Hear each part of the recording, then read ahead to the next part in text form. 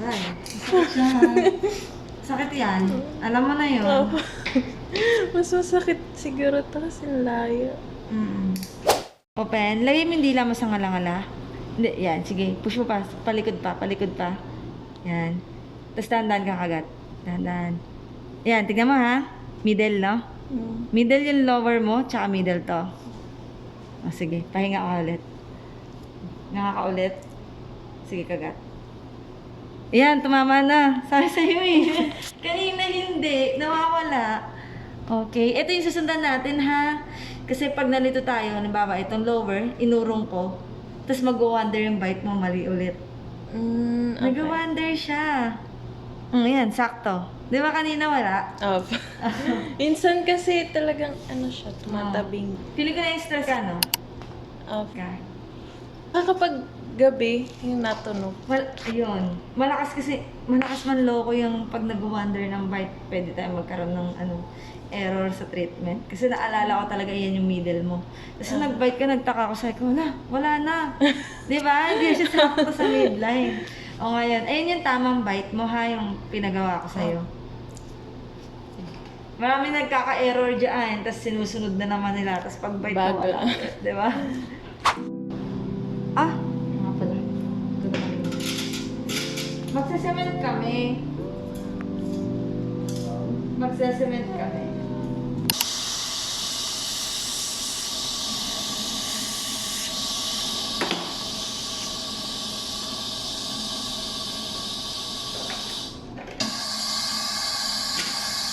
Sige.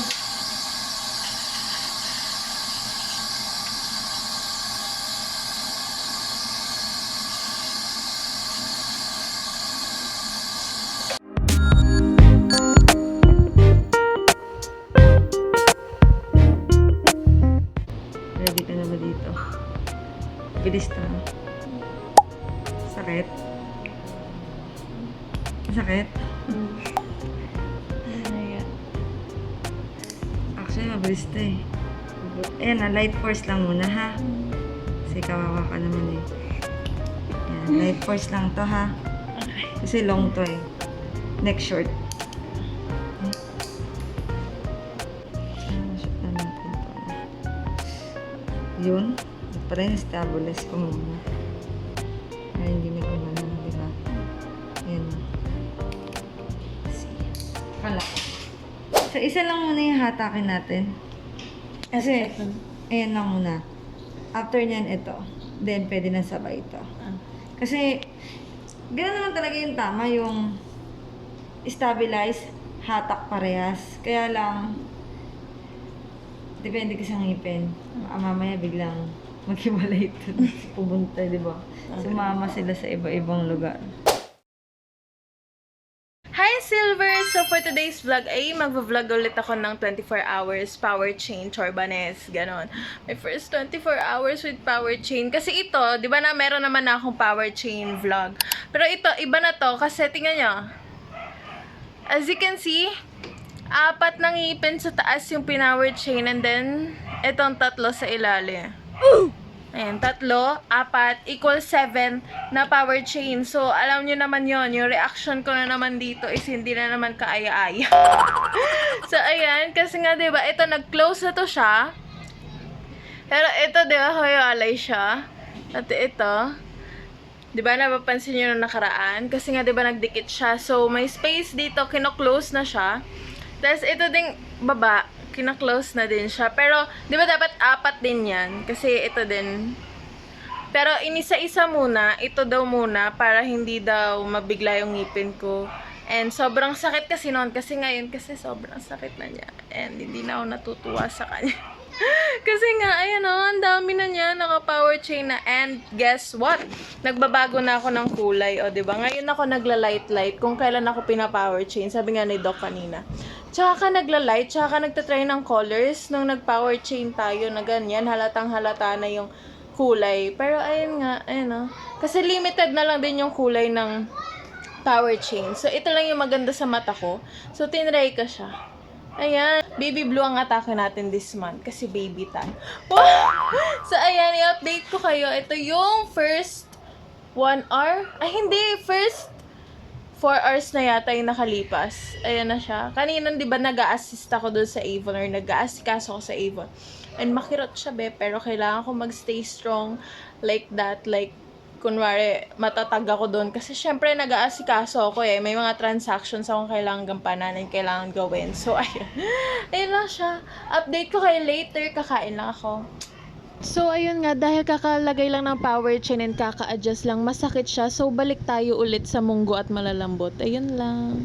Hi, Silver! So, ayan. First, di ba nga, gumagawa tayo ng first 24 hours na may power chain. So, magtutoothbrush ako. Titingnan natin kung katulad siya nung una ko, nung nagkaroon ako ng first power chain na nandito sa gitna, diba? Diba, masakit siya kapag nilalapatan ko siya ng something katulad na lang ng sinabi ko. Ayan, katulad ng sinabi ko doon sa vlog kong to. So, ngayon, itatry natin. Ayan, i-videohan ko na yung reaction ko para talaga makita nyo talaga kung ano talaga yung nangyayari. Magtututbrush tayo. Siyempre, hindi ko na siya ipapakita ng buo. Ito yung gagamitin ko ngayon kasi yung hard ko nasa sa baba. Hindi dahil tinatamad ako, pero dahil gusto ko tong soft muna. Kasi kinakabahan ako. Baka pag nag-hard ako, masakit. Ayan, so mag-soft muna tayo ng braces. Before tayo mag-try ng hard. Pero for now talaga, mag-soft muna talaga ako. Para talaga akong red nose reindeer. Ayan.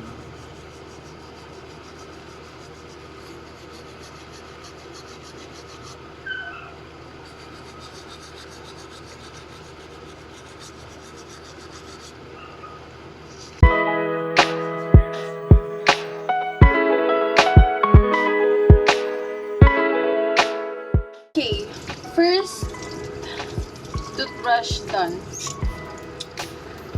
First toothbrush. First linis done. Magpunta tayo sa second. Ayan, naka-soft lang ako. Hindi naman siya masakit pag nilapat siya. Pero, pag nagka-corners na ako, doon siya makirot. Ito yung makirot. Ito nga, sobrang kirot na ito. Pero itong gitna, hindi na. Itong gitna, hindi siya. Kahit ganon-ganonin ka, kahit ganon, i-corner ko, hindi siya masakit. Pero ito, para akong natatanggalan ng ngipin, para akong ganon yung feeling na naman. And then, ito na, hindi pa siya ganon kakirot, masyado. Nababother talaga ako dito, pero hayaan nyo na kasi, you know, kailangan siya talaga ngayon. Wow! Ayan siya. Diba? So, mag-second tayo.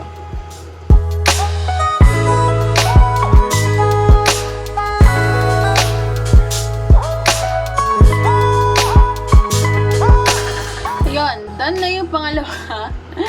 And, sa tingin ko, okay na ako sa pangalawa. And, okay na siya. Tapos, mag-ano na ako, mag-floss ako. Pero hindi ko na yun videoin kasi, ako mag-floss. So, talagang, magulo ako mag-floss. So, baka maguluhan kayo manood. So, wag ko nang videohan yun. Kasi, very private. So, ayun lang.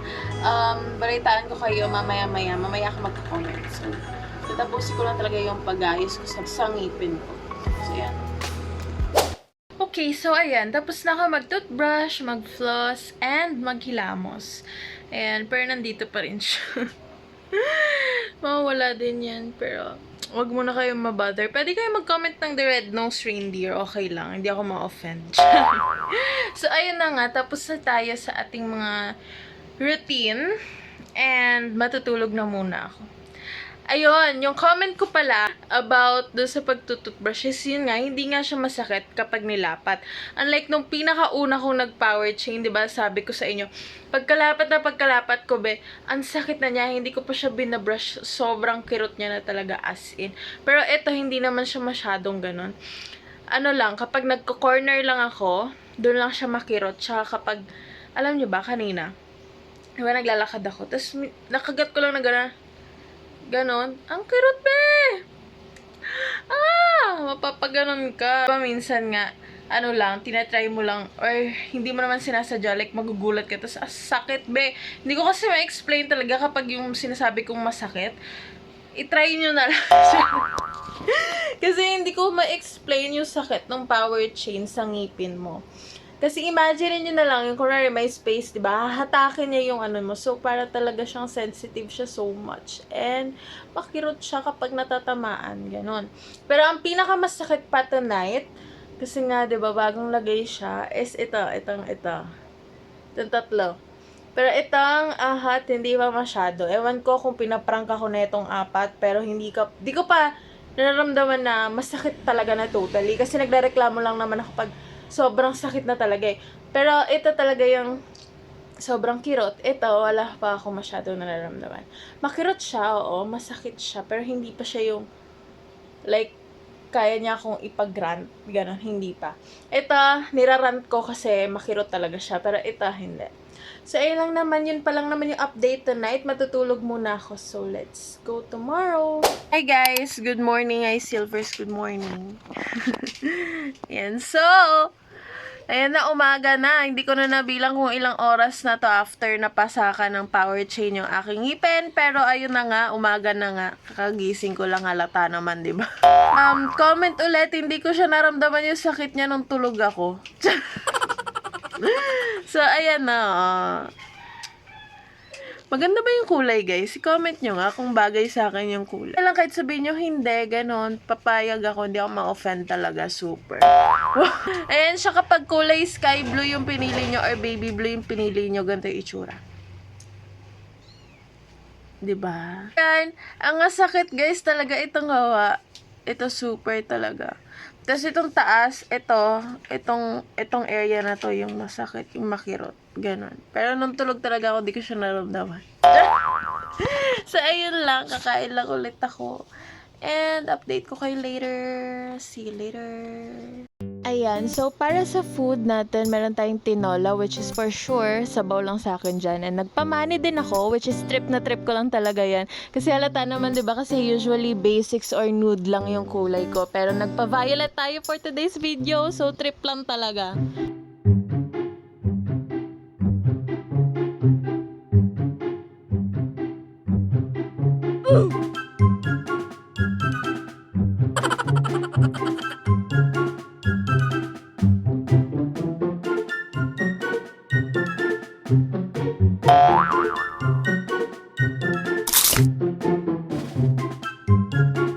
Ayan, so yung tumbler na yan is galing sa Avon. So, super helpful ng tumbler na yan for me. Kasi namomonitor niya kung gaano na karami yung tubig or kung nakainom na ba ako or what. So, ayun, wala lang. Shinare ko lang. Mura lang din yan. So, kung gusto nyo umorder, meron dyan sa description box yung link. Yan lang. And then, ayun, binidyohan ko din yung Sky kasi why not coconut, diba? Kasi wala nga tayong magawa. And also, ang aking bubbles na naglilinis na wala lang siyang nararamdamang sakit.